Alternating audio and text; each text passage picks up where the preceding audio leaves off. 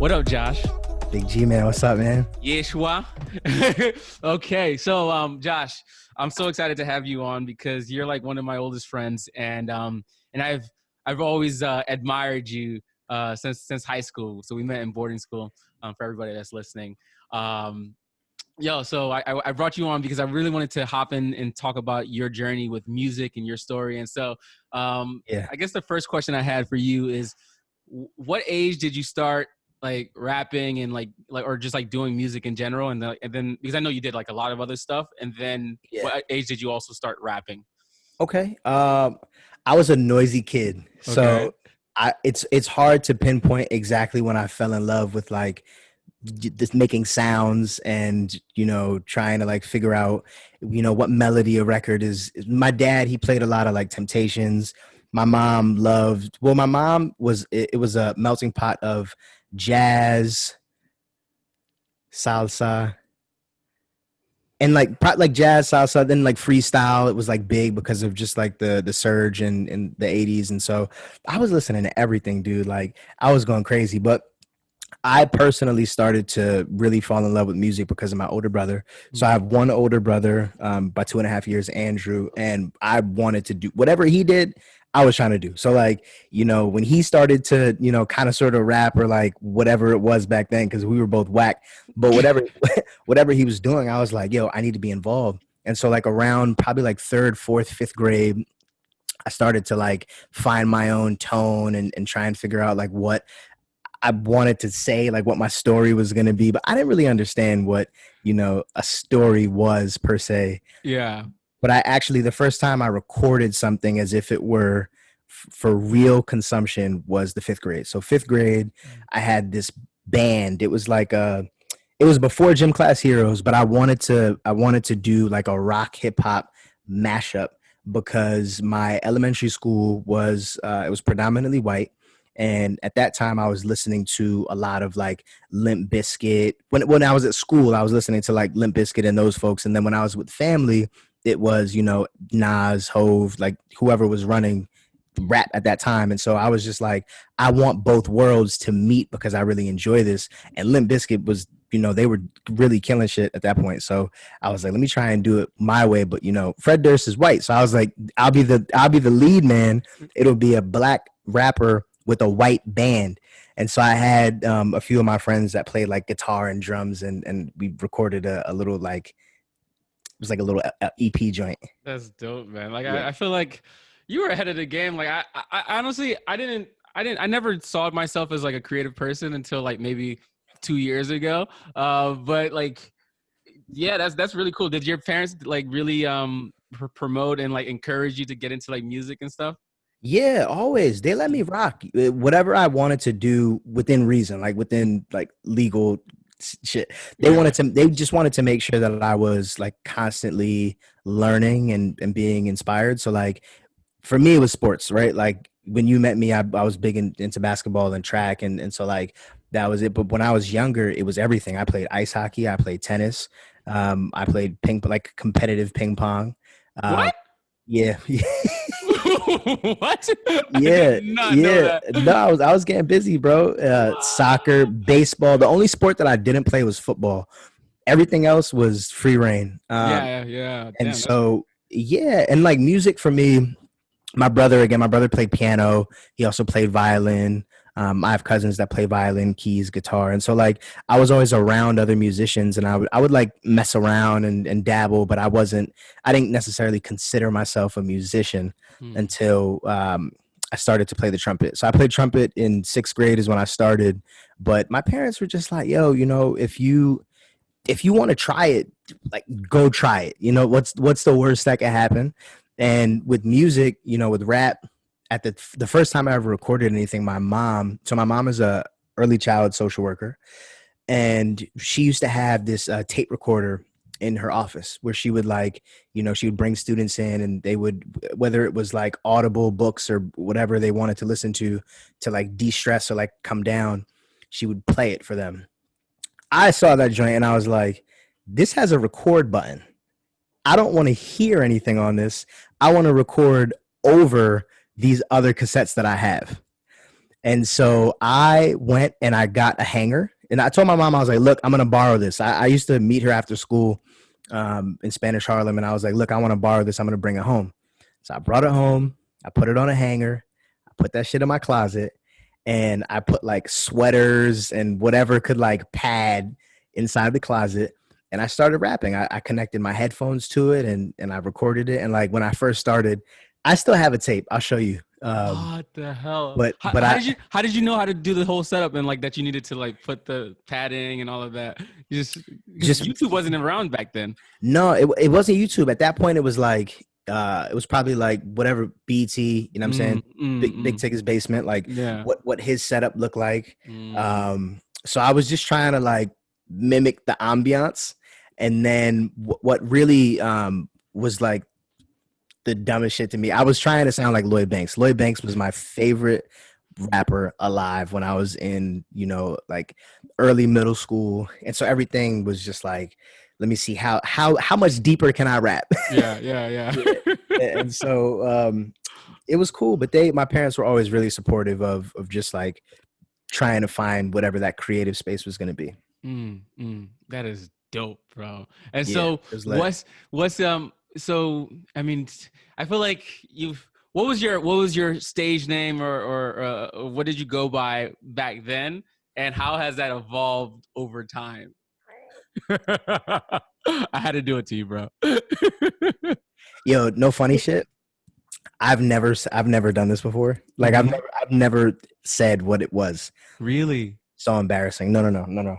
So, but you also have to realize, right? When you are, I got to preface this because it's so obnoxious that I really need people to understand why I did it. Early, like when I first started writing, gangster rap was so big. Every rapper was killing 100 people every verse. You know what I mean? Like it was put the Tommy to your head, whatever it was. Everybody had guns, right? Everybody had guns, 70 knives and whatever. So I was just like, even though I'm 10 and I'm clearly not doing any of this shit, let me just do it because this is what my favorite artists are doing. And so at the time I also skated, and, you know, when you skate, there's like, you know, Tricky and like Ted Stop, and there's a bunch of different things that you can do. And so my first rap name was Trick Gangsta because I was like, let me just combine. Again, it was all about melting pot, right? Combining worlds, a mix. So I was like, I'm half black, half Puerto Rican, and I always wanted to just be like a mix. So I'm mixing different genres or whatever stupidity I was on. So Trick Gangsta was my first rap name, my fault. And then that evolved into Dice. So like when you met me, I went by Dice Dinero, which was like my big thing was craps. I love craps.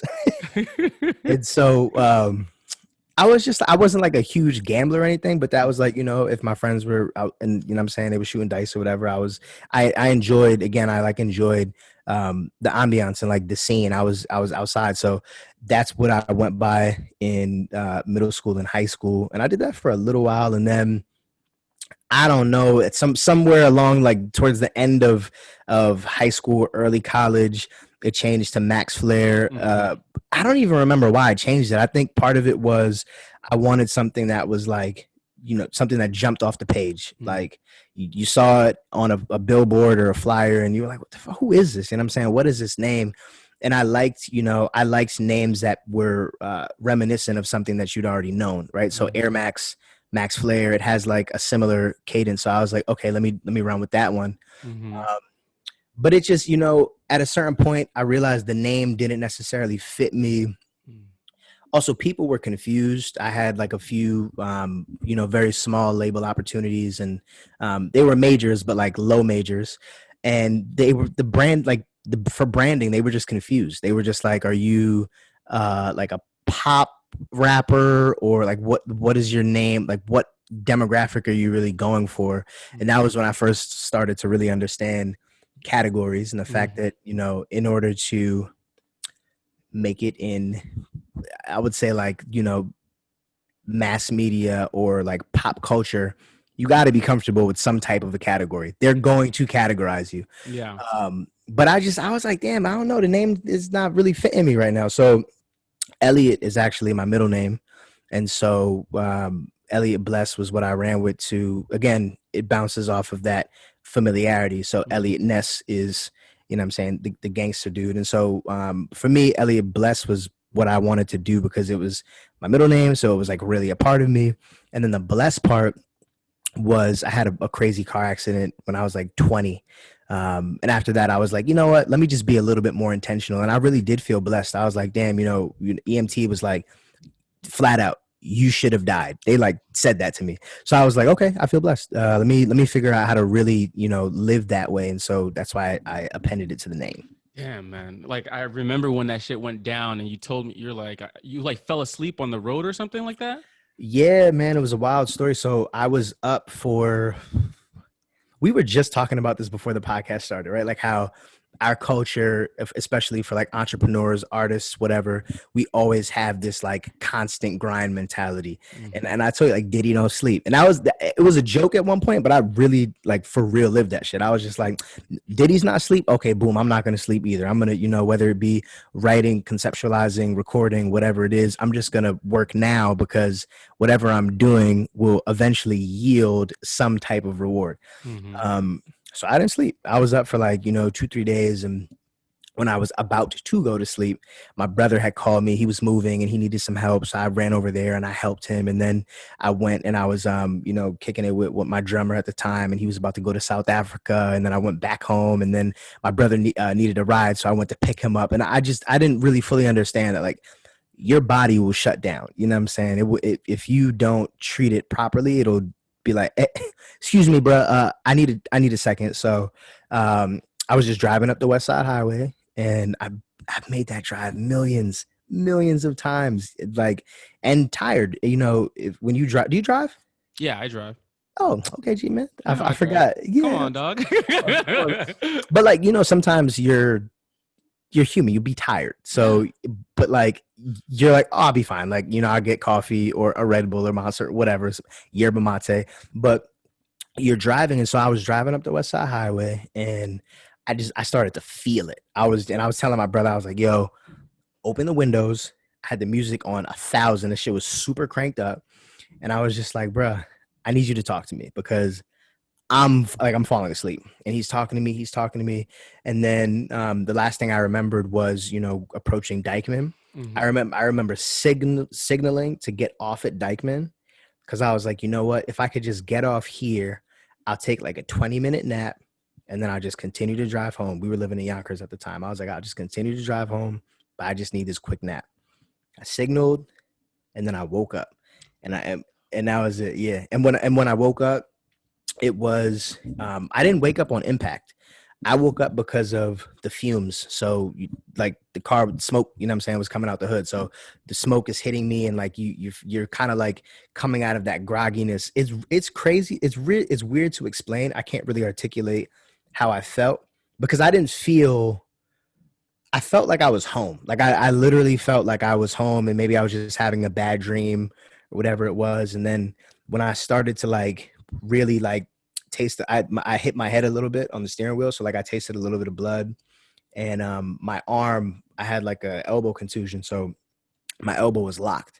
And when I started to like feel shit, I was like, this isn't a dream. This is not a dream. And that's when I freaked out. So I started yelling because I didn't know. Instantly, I forgot like where I was. I didn't even realize that my brother was with me. And you know what I mean? Like it was just, I had no like bearing on what was happening. And then he was asleep. He was fucking. So I my yelling woke him up. But I mean, by the grace of God, we unscathed. Like the elbow contusion was really like my only damage. And my brother, he's gonna kill me for this, but my brother's only injuries were he had glass in his feet because whenever he freaks out, he takes his shoes off. I don't know where the fuck he got that from or like what was happening, but I just remember that shit. He took his socks and shoes off, and he was like walking outside on Dykeman, and like, EMT was like, "Yo, what are you doing? what's going on, man?" But he that was it, and so that's really like what birthed the Blessed part of the name. Whew, man, that's I mean, we're laughing about it, but that shit is real. And sometimes I think about just like life and and the finite likeness of it, and there's this quote from this movie, or this question that was inspired, or I'm not sure if he said this exactly or if I just like thought it, but in this movie called Stranger Than Fiction, Will Ferrell is like this character in someone's novel, and he hears the narrator talking about how she's trying to figure out how to kill him, and and then he's just like, wait a minute, like I don't want to die, and so like he's spending like the whole movie trying to like figure out how not to die, and one day he goes to his homie and he's like, yo, like if you knew you were gonna die, possibly soon, what would you do? Yeah. And that something about that question like really shook me, and like it's on my whiteboard, and I sometimes I try to like, and like also another like thing, like Gary Vaynerchuk, right? Gary V. Yeah, Gary V. Like he talks about like one of the ways that he really stays grounded and like kind of stays like keeps things in perspective is just he imagines like the people that he cares about the most like dying, and Yeah. it's really morbid, but something about that, death can be like a teacher, and like I wonder for you, like like you're hustling hard, like trying to make it, and then like you fall asleep and like you go through this like experience and this near death experience, and you come out of that alive, and like you obviously changed your name, but like how has that really impacted your day-to-day life since? Yeah.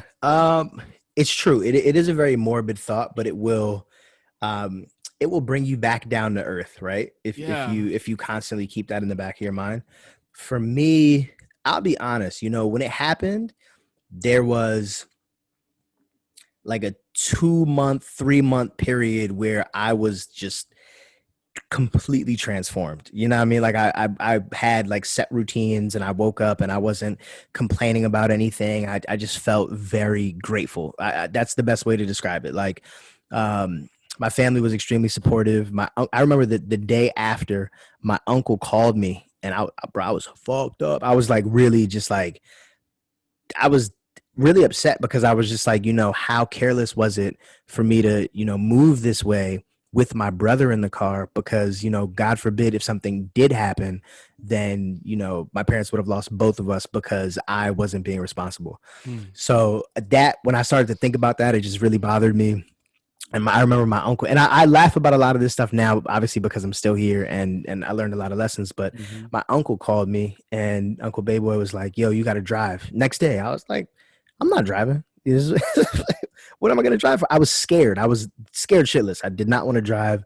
Didn't want to get behind the wheel. And he was like, "Yo, you got to do it. If you don't do it today, you'll never do it again. Like you got to face that fear." That shit is real.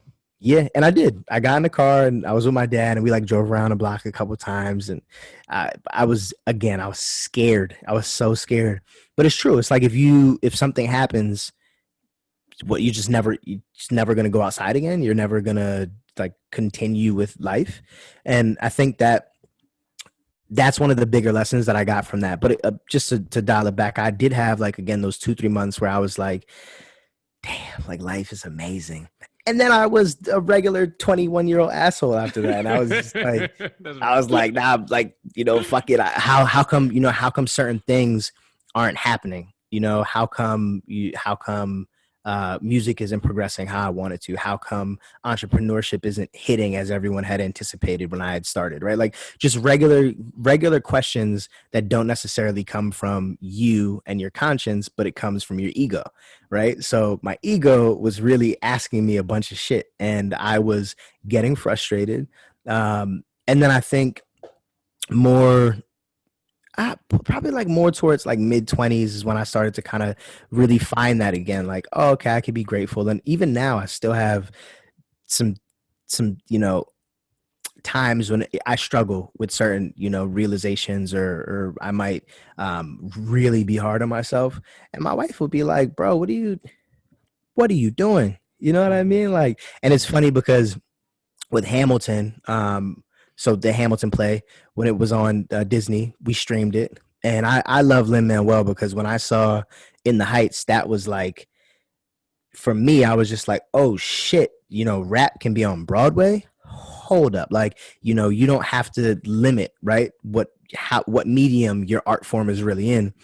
And no, so when that happened, and there's a song, I love Hamilton is fucking incredible, but there's a song, I don't know the exact title, but when they're singing, the lyrics are "You'll never be satisfied," and I love that record because that's a fear of mine. It's a legitimate fear, is that I will never be satisfied. But when I ask myself, hey, are you satisfied? There's a lot of stuff that I'm really satisfied with. And I'm starting to really like become comfortable with the fact that, like, yo, bro, and it's not even like being satisfied, like you're settling, is being satisfied because you realize that what you have is gold, right? It's like, if you spend your life constantly, digging for gold, when you find gold, what the fuck you gonna be like, oh, I need diamonds now? Nah, nigga, you got the gold. You said you wanted gold. So that's what I'm starting to really try and remember, because I do that shit. I'll be like, oh, it'll be lit when I, set no flex, but it'll be lit if I like sell out SOBs. Sell out SOBs. No, I need to do Highline Ballroom. No, I need to do Yankee Stadium. Like, bro, what are you doing? Like, yes, it's good to have goals, but celebrate the wins, the little wins. Like, celebrate everything. That's real, dog. Yeah, I resonate with all of that, because I think it's like a balance between having a vision, moving towards that, but not being attached to it. Because also, like, if you just look around, you can see that, like, you're in it, like this, like wherever you're at now is like a step in on the way there, and that there's so much to be grateful for, like where you're at right now. Yeah, for sure. Yeah. So you had mentioned you'd mentioned that, like, even like this, along this line of like not satisfied, etc. And like you mentioned, like, like there was entrepreneurship, there was like, the music, and like, I was wilding.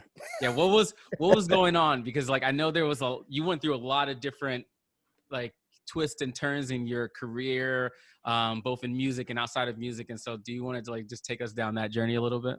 Yeah, but you got to direct me. Okay. I got you. Yeah, I got you. So like, I mean, so early 20s, you at one point you started a business, like, yep, outside of music. One, why did you do something away from music? And you can tell us what that thing was. And then like just kind of share with us like what happened, with that venture or those ventures. Yeah, honestly, the biggest thing, it didn't matter what I did. It was two things. I wanted it to be legal, because I didn't want to play the game where like you get locked up, you're in the system. Once you're in the system, you're in the system, right? Like, you're constantly trying to battle. It's like you're on the escalator running up, but the escalator is moving like 100 miles per hour. You know what I'm saying? Like, they don't play fair. So I was like, you know what? I want it to be legal, and I also want enough money to like retire my parents and send them to wherever, you know what I'm saying? Like, wherever they couldn't go when they were younger, like, send them. So for me, music wasn't doing that at that time, right? Like, one thing that a lot of kids, and I'll speak for myself, one thing that I didn't fully understand was monetization, early monetization. I knew how to write, I knew how to record, and I knew how to articulate what I wanted the records to sound like. But when it came to actually like developing a marketing strategy, or like buying ad space, or like actually like planning a content calendar, and like, what is content, right? Like, do I want to do music videos? If I don't want to do music videos, do I want to do lyric video? Like, whatever. There was no, I didn't really fully grasp what that was. And so I was just like, nah, whatever's going to give me this bread, if I'm good at it, I'll do it. And I wanted to exercise creative muscles. So I was always doing things that were in an entrepreneurial spirit. Like, I don't know if you remember at West Town, it was selling mixtapes. It was fixing CDs. It was like spray painting sneakers and selling sneakers. It was like whatever I could possibly do to like just be different and, be creative. I was like, I'll try it. So when I was in college, I was like messing around and just like, I wasn't like purposefully looking to start a business. I was literally just dicking around, you know what I'm saying? I was just writing down different ideas that I had, and I wrote this business proposal, and I sent it to my advisor at the time, Seth. So I sent it to Seth, and Seth was like, "Yo, I think you got something here. Let's roll with it." And the fact that he did that, first off, is insane. But it really just shows the caliber of like human that he is, because he knew the fire that I had. But it's like you never really know how hot that entrepreneurial fire is unless you jump into it, right? Like you might have people tell you like, you're going to make a lot of money, you're going to be successful, you're so creative, and like, they boost your self-esteem. But it's one thing for someone to tell you that you're good at something and you've never done it before. So I was like, man, I want to see, what it's like. Let me just pressure test it. And that shit is hard. It is hard. But we went out and we chose an extremely competitive market, not necessarily because of the saturation. It is saturated. So Can you just tell us the product and all of that? Tech accessories. So we jumped out with cell phone cases, and we were doing combination cell phone cases. So my general concept was to develop cases that like simplified like daily life activities, right? So like whether that was a wallet, a cell phone case combination, or like a comb in your cell phone case, or I still have others that never went into production, so I'm not going to say anything. Yeah. But honestly, I was just like, I felt like I understood the market. And one of the entrepreneurs that I really like, Tristan Walker from Bevel, he always advises, like, before you jump into starting a business, like, ask yourself, are you really the best person to solve that problem?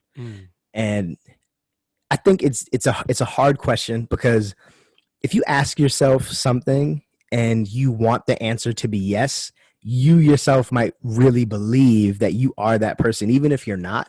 And so that was really one of the lessons that I learned there, is like, hey, tech accessories, was there a void in the market that needed to be filled? Yes. Was I necessarily the right person to fix it? No. But I had the drive, but that's why it didn't really translate. And it's also it's such a volatile market, because your production cycle, right? The way that you have to schedule your production, you really need to be ahead of the curve, because it's like, what's the life expectancy of a cell phone model, right? It's like, I don't fucking know, 7 months or whatever it is. And then like Apple's coming out with a new joint, they're slowing down the old phone model, you know what I mean? So it's hard. And then also, if you don't have the specs, you're going to be asked out. If they decide that they want to fuck around and change where the camera is, what are you going to do with those 30,000, molds you just produced? So it was difficult, but I really loved it, because it taught me the game. You know what I mean? Like, Seth really taught me the game, and he gave me a lot of just intangibles, you know what I mean? Like, things that I could have never learned in a classroom. And a lot of it is transferable. So that was one, we have conversations, and I'll be like, yo, a lot of what you taught me is stuff that is relevant in music. It's relevant in apparel. Like, he's a super apparel OG. So it's just like, it's really finding your demographic, and then finding the problem that you should be solving. There's a lot of problems out here, but that's the thing, right? Is your ass the person to solve that shit? That's like the constant question that I have. So then, yeah, like, how did you come to the realization that with that product, you weren't the person to solve it? And then the second piece of the question is, what is the problem that you are uniquely positioned to solve now? Yeah. I'm going to flip it. I'll start with the second one. Okay. So I don't know. I think part of being an entrepreneur is understanding if you're going to be, well, we're all solving problems, right? Like, so all entrepreneurs are going to tell you that they are problem solvers at their core, because that's how you find your niche, right? Yeah. So I think it's a unique formula of understanding where to look for the problem, right? I think a lot of times people will just be like me, right? I love music. So I might be like, I love music, and, I'm going to solve a musical problem. And it's like, yeah, but what about music, right? Are you trying to look at it from the distribution standpoint? Are you looking at it from a branding standpoint, a marketing, production, whatever the case, streaming, right? Because streaming is a whole other monster that wasn't around before, right? Like you just didn't have, nobody was streaming. Everything was hard copy, right? And then there are some folks that are like, yo, streaming is lit now. I want to solve a problem that's not yet in our faces, but it's going to be here in 10 years. I don't know if I have that genius. So like, I try to like just know my role and just like, you know, stay where I fit. So I don't know what my problem is that I'm trying to solve right now. I think, honestly, I think part of what I'm doing right now is showing that it's okay to not necessarily know. I think that my like brand, if I had to describe it, is just like somebody who is meandering down this path of knowing that you're talented, trying to find your way amidst a bunch of other amazing talents. Because that's the thing. I'm talented. Am I the most talented? Maybe, maybe not. That's also subjective, right? Like there are other people who do things really, really well. But there's no other me, right? So I'm just trying to just be me. And when the problem smacks me in the face, then I'll be like, oh, okay, this is the one, you know what I'm saying? This is the one for me to solve. That's real. That's real. And so, yeah, with the first part of the Yes. question, yeah.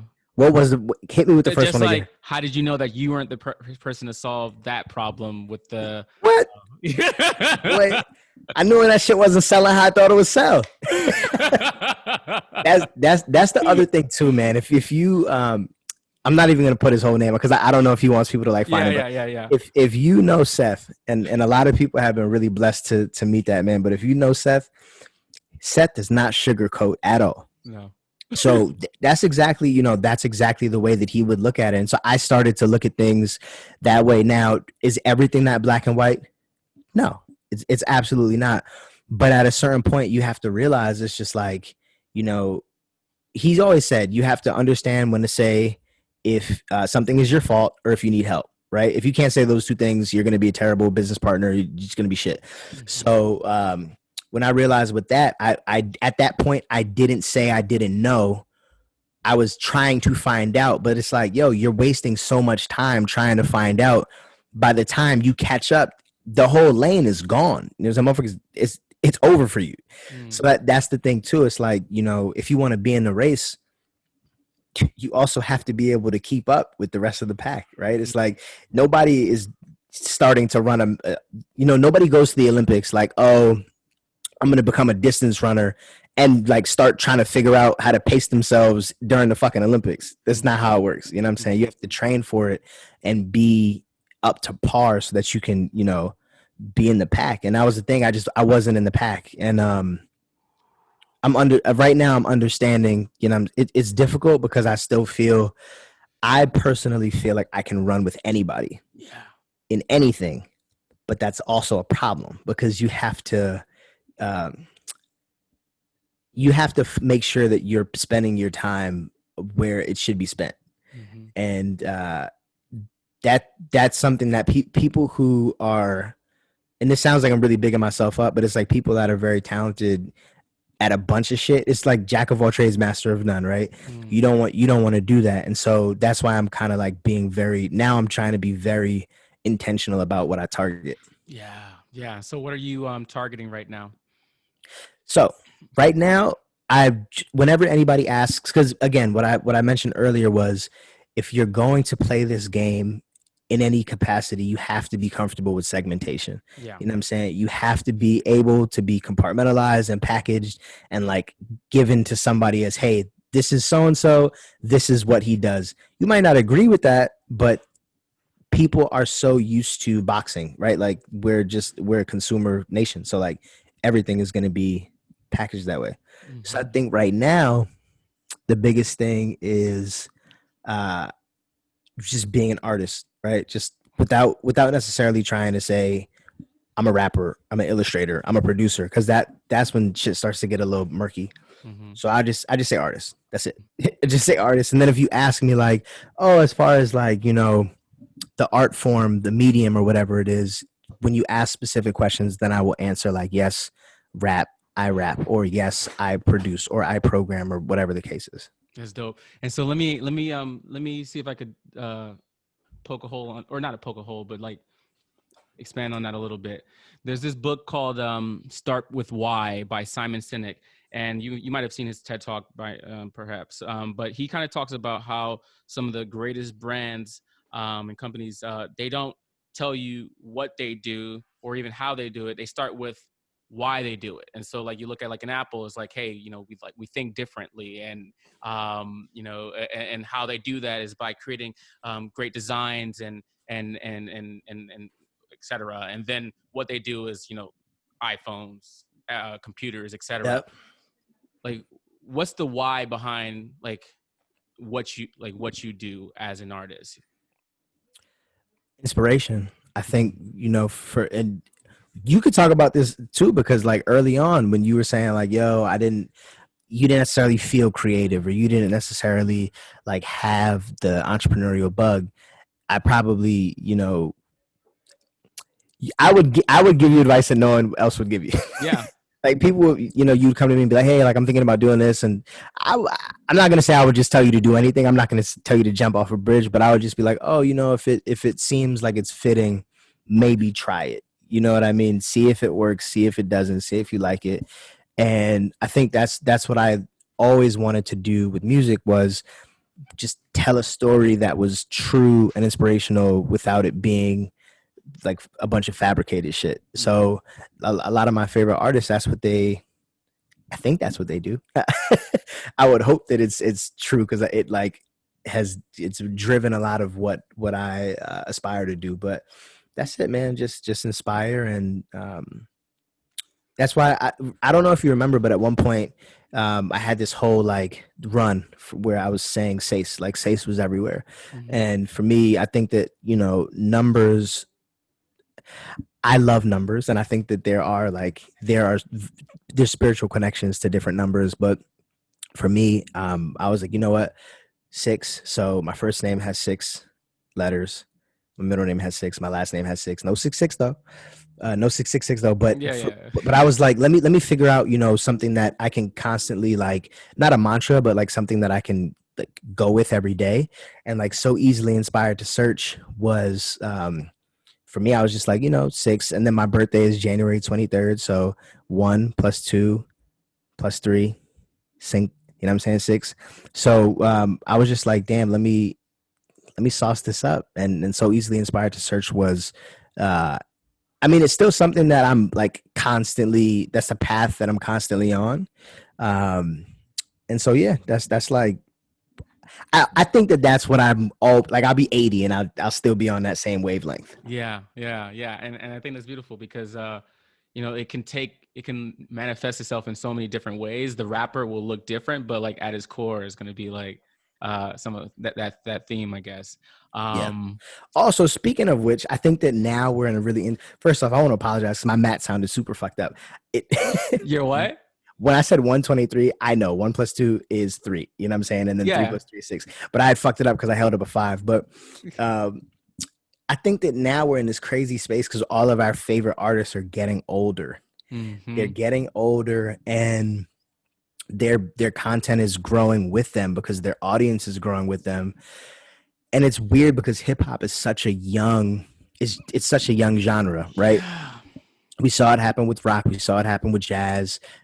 We've seen it happen with, even with some like producers, right? Like some of them are getting older. And so they're changing, what their sound palette and their style is like and different things. And it is weird, but it's also incredible, right? It's like the limitations aren't necessarily there anymore. And there are some acts that are starting to pop later, right? So there are different tiers, right? So you have like the young artists, and I love what a lot of young artists are doing. And then you have like the middle-aged artists, and then you have some older, like super OGs, but they're still putting albums out.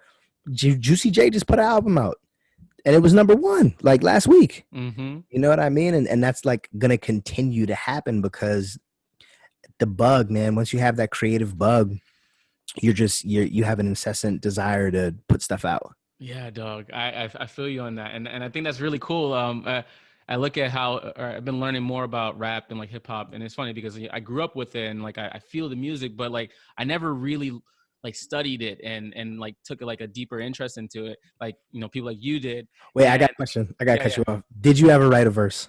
I've never written a verse. What? Now, Nah, never? never. Oh man. Nah, dog. Like you know me. Like I'll like say some dumb shit like yo, my name is G man. Like you can't stand.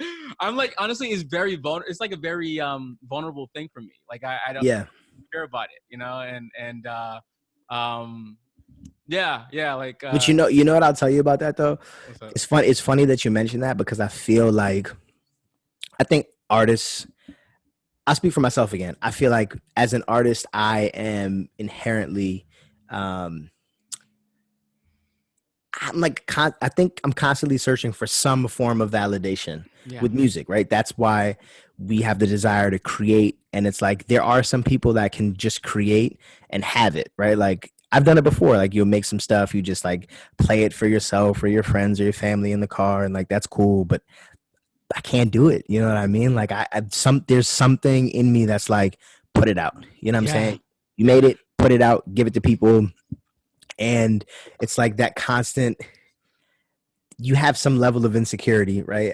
As an artist, if you are seeking that validation from complete fucking strangers, like a lot of people who you've never met and they don't know anything about you and they just want to judge you. That's what the internet is. It's like a forum of judgment. that's real. I never thought You're about it like putting that. shit out and people they're gonna judge it.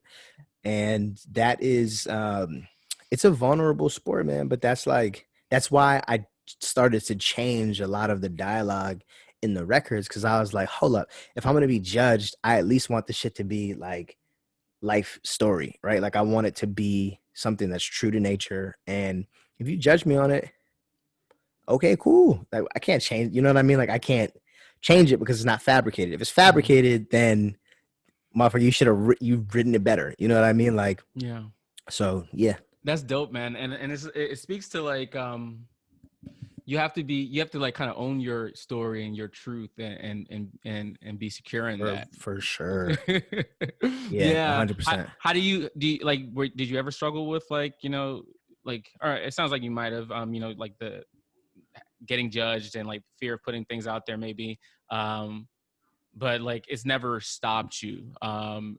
Yeah. What has it ever stopped you, and if so, like what was your how did you overcome whatever that limitation was?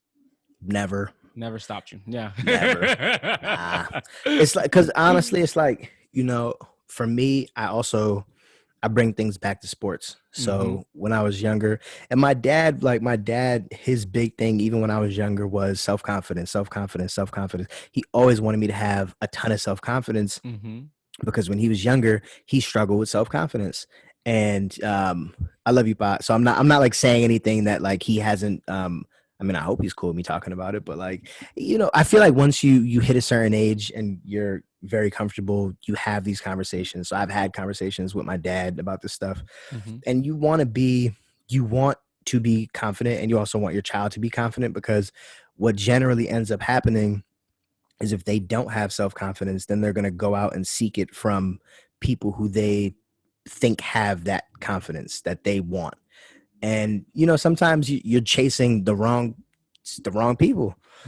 And so I don't know, especially me, like I'm a smaller point guard. Like I wasn't, you know, out here dunking on people. So I needed to at least have confidence that I knew, you know, either nobody had the IQ that I had, or if they were stronger than me, at least they were going to know that I was going to knock them around a little bit. You know what I mean? Like I always wanted to just have that. So I was never really scared to just jump out and do it. Cause that's the thing. It's like, if you're going to step on a court, I say my whole life, I said 5'5". If you're going to step out on a court and realistically you're like 5'3", motherfucker, you better have some confidence. So it's the same thing with music. It's like, put it out, just put it out. And I think right now, the reason why there's been such a time lapse between like projects or singles or whatever it was is, I don't know. I think I decided that I didn't want to be in the rat race, because for me, I think it's different for every artist. There are some artists that are like volume creators and they can just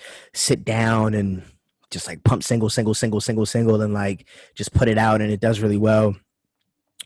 I don't know. It didn't work for me. So I was like, let me stop doing that shit because I'm going insane by making something, putting it out, waiting for a reaction, then making something else based on the reaction. And I didn't want to do that. I was like, I want to make what I want to make and let the reaction happen. Mm-hmm. But whatever I'm making, I don't want to only make shit based on the reaction. Mm-hmm. Yeah.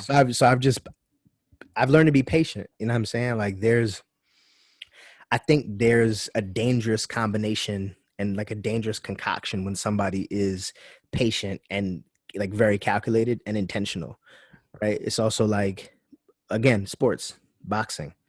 If somebody comes out and they're just throwing crazy haymakers and the other person is sitting there and they're in their pocket and they're just trying to time shit, they're lining you up. You know what I'm saying? Like they're trying to make sure that they pick you apart. That's why fighters like Floyd and Caleb Plant, these guys are so they're just so lauded because they're not throwing punches that aren't necessary. You know what I mean? And that's what I wanted to do with music. I don't want to just put stuff out anymore if it's not necessary for me. You know what I mean? It has to make sense to me because again, like what we were talking about earlier, going into fatherhood, I don't want to have that awkward conversation with my daughter at some point where it's like, hey, you know, why'd you make this record about whatever? And I was just like, I don't know. I was drunk. Like that's uncomfortable conversation. Like I'm not looking for that. So I want to be able to be like, you know, this is the story. This is the reason. And, you know, if you're doing things, have a reason, right? And also be able to explain that reason because communication and healthy communication is so key. And I want her to be able to be like, oh yeah, you know, I did such and such because, and you know, these are the reasons that's like healthy. And I don't think that is, I'm not going to say a lot of artists don't do it, but I did that before. I was just like, oh, rappers are saying, bitch, it's not in my vocabulary, but let me throw it in these verses real quick because it's working. And I cut that out because I was just like, it's not for me. And I found myself making records that sounded like other people because it was working. It was working for them. You know what I mean? So it's a little bit different now. I feel that, bro. And I'm glad that you brought up your daughter that's on the way. Yeah. Turn up. Turn up. Congratulations again. Thank you. How many months pregnant is Ashley right now? She's like Ashley's 20. She's 22 weeks. 22 weeks. Okay. She's 22 weeks. Okay, cool.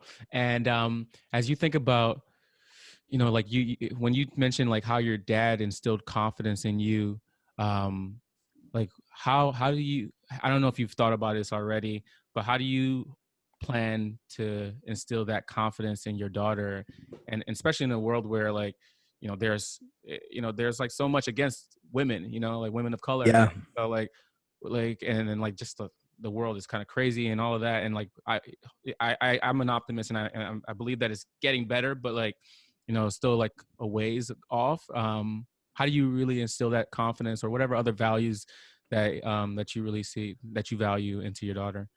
Yeah, I think that, you know, I firmly believe in affirmations. Yeah. I think they work. And you know, in sports, that was the thing that I would do. I don't even know if you knew that, but I would did not know that. Bro, I would get crazy. Really? OD. You know like what type of affirmations would you do? See, here's the thing. My affirmations were ratchet. It was almost like, it's like whenever I would study, I would make it so that it was palatable for me. You know what I'm saying? So if it was history and it was a scenario, I'd be like, yeah, you know, so-and-so clapped this person, and that's because I needed to make sure I remembered it. So my affirmations aren't like, they're not the healthiest, but like for me, it might be, you know, before games and shit, I would be in the dorm room or locker room or whatever in the mirror, and I'd just be like, y'all don't give a fuck who's in front of me. Niggas can't guard me, you know, and I would just like amp myself up, you know what I'm saying? It didn't matter. And in music, I do that shit too. It's like, bro, I don't care. It could be me and like my favorite artists, and I don't care how they're going into it. I'm going into it like, I'm gonna have the best verse, you know what I'm saying? Like, I don't know I don't give a fuck what they're talking about. Either my style is gonna, just like bounce off the record or whatever. Like something about me is gonna be memorable. And I think that for her, obviously I want them to be a little bit more progressive. But just telling yourself like you're brilliant, right? You're brilliant, you're powerful, you are like even tempered, you're understanding, you're compassionate, and you're calculated. Also, I want her to understand there's a very, very thin line between being inspired by something or someone and being really impressionable. I want her to understand that, like, you can find what somebody's doing as like enticing or powerful, but make sure that you really dissect it and understand what's like good for your spirit. And then from there, you can, just figure out how it feels. And I think feeling is a big thing. We want to like be communicative about feelings. Like, I feel great, and that's I don't know if that's like a proper affirmation, but speak it into existence. I feel great today. Today is going to be amazing, stuff like that. Yeah. And I think that was around when I was younger, but I think it's different sometimes, obviously, like for boys and girls, but I want her to understand that like you can do whatever. You know what I'm saying? If you want to play saxophone on Tuesday and lace up some Jordans and go hoop on Wednesday, I don't care. You know what I mean? Go get loose. And I think that I think that's just gonna be the most conducive for like healthy baby. That's dope, bro. And it's kind of Yeah. cool to see the that whatever that is, like you can do whatever. Was passed is like a generational thing, like Yeah. your parents. I was gonna say my wife Ashley, she'll be better at that because she did that for me. You know what I mean? But she did it for me as an adult. So if she came into my life and was like, hey, you can do this, or you can, you know what I mean? Like if she instilled that in me when I was 20 something, I think that, what I'm saying, our daughter is going to have just like the illest life because she'll have that from day one. That's listen, I want to put you on the spot. Like that's beautiful that Ash did that for you. Like how do you describe Ash? Like describe Ash to me and like what she means. Like what? It's a setup. Yeah. That's tough. It's only tough because there's not like one. It's not like one word or one way to describe it. Right? Yeah. Or maybe like, is there a story or something that really like encapsulates like, or not? And it's not going to encapsulate the totality of your relationship or what she means to you, but like it captures like one meaningful aspect of your relationship. All right, so there's two things. Well, okay. there's a few things. One of the first one that I mentioned is hands down, she's the most compassionate person that I know, and the most understanding, and she gives the best advice. Judgment free, like no matter what it is, if you go to her with a question or an issue, best advice. When I met her, I didn't fully. I think a lot of Black men, we all have this like shared experience of like not really knowing how to communicate our feelings. I don't know. Definitely. It took some work.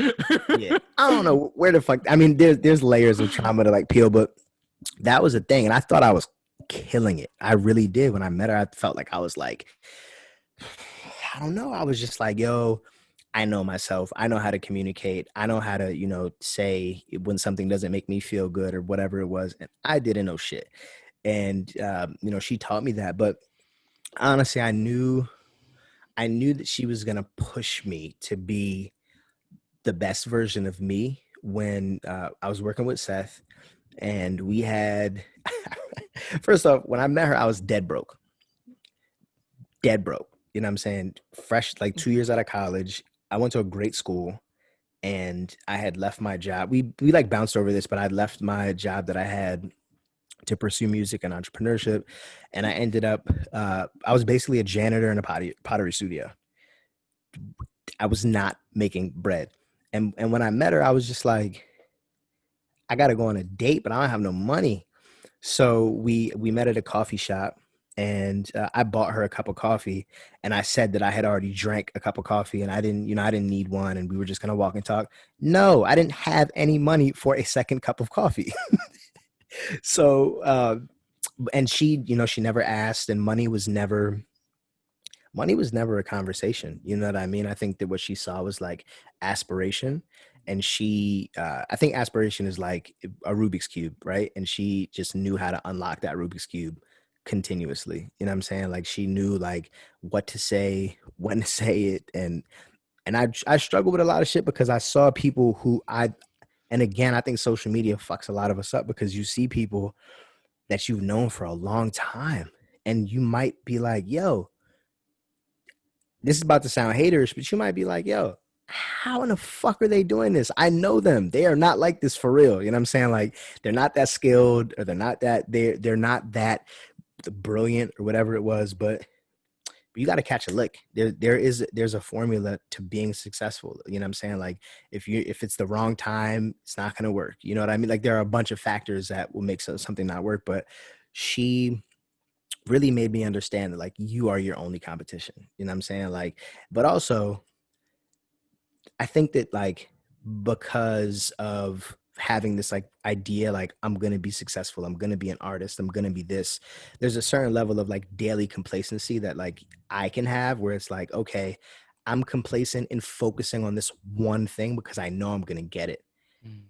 That's the dumbest shit ever. You know what I'm saying? Because it's not about having a plan B, but it's about making sure that your plan A is like solid for real. And I think that she did that, man. And she was like really in the trenches, like on the floor in a warehouse in Brooklyn, packing t-shirts into a van. Like she was there for everything that, people, they say like, oh yeah, I met so-and-so and like they were with me when I was like, developing my idea. No. She was there when the idea wasn't fully developed, but she was just like, this is what you want to do. Okay, I'm gonna jump out the window with you. So I guess to dial it back, if you did ask me to describe her, because I know she's listening, superhero, man, for real, like real life superhero, and not even on some like sappy shit, but I feel like, superheroes, they help people when they are in distress. Yeah. And that's what she does, man. She's the best, you know what I'm saying, the best friend to her friends, the best friend to me, and honestly the most loving person I've ever met. And man, our kid is lucky. Yeah, I know. I'm jealous. So, bro, before I ask you the last question, I do want to say that you've definitely gotten me through some hard times. And like, you as well, man. You as well. Yeah, man. And like even when you didn't know it, like your music, like there'll be days where I'm just like down and like I'm like I don't know like what's going to happen, how I'm going to make rent, like, and I pop on like I don't know, Not Today Satan or something, and I'm like I just walk in the street and I just like listen to that shit and I feel it, and that's awesome, and like and so I just want to say that I just want to say thank you for inspiring me, because I see what you're doing and it pushes me and it has me like step up my game, and I know you're doing that for so many other people. So I'm just so honored to be a part of your life. Love. Yeah. Thank you, G-Man. Thank you so much. No doubt. So the last question I have for you is, what do you believe the new norm should be? And you can go anywhere you want with that question: music, life, whatever. It's a good question. Before I even get into this question, y'all, the new norm is like, it's a phrase that we hear a lot now, right? Yeah. After quarantine, y'all were on this way for a very long time. Yeah, I was on that shit. Like, I started my YouTube channel many years ago. My friend, my homie was like, dude, if you had just fucking started your podcast 3 years ago when you were talking about this shit, you'd have been like on this shit, like, and everybody would have like, you could have like claimed that shit. But shit probably made you tight though. People do that to me a lot, man. They're like, yo, you had this idea. If you just missed it. If you did it like 2 months later, it'd have been, nah, don't tell me that shit. Don't tell me. It's all good. But I think the new norm, honestly, I think the new norm should be patience and gratitude. I think that before COVID hit and really fucked a lot of things up for the world, I can only really speak for the States and New York specifically, but like, it's constant, man. It's like, and you know what it's like, man. There's something that is attractive and enticing about the pace of New York City, but it definitely makes or breaks, and it does something to your spirit. You move in a certain way because you think that that's the only way. And I think that, I don't know, like, just during quarantine, it's really been a blessing in disguise, because my wife and I, we could really spend, Ashley, I hate to say wife because I don't like to be possessive, but Ashley and I could really spend time and kick it in the crib in ways that we couldn't before, because we were commuting back and forth from the office, or like I would be trying to run to a studio session over here, or a photo shoot, or different things. And so, I don't know, we were just, you're constantly chasing. You don't ever really sit and think and absorb. And then, COVID came and it really shut shit down. And I was like, let me just be a little bit more patient. Let me be a little bit more patient. Let me be more present, and then be just more grateful, because people are dying. People that are, healthy, people that are young. And there